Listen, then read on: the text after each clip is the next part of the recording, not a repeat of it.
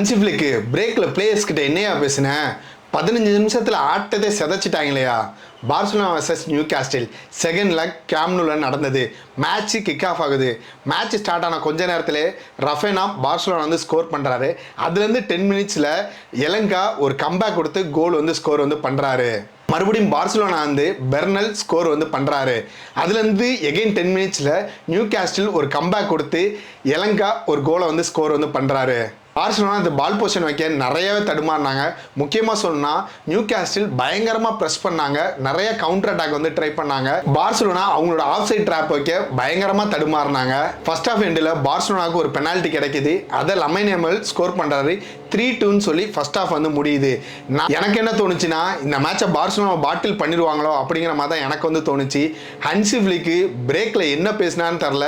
Second half start ஆகுது. Start ஆன 5 நிமிஷத்தில் 3 பாஸில் ஃபெர்மின் லோபஸ் ஒரு தரமான கோலை ஸ்கோர் பண்ணுறாரு.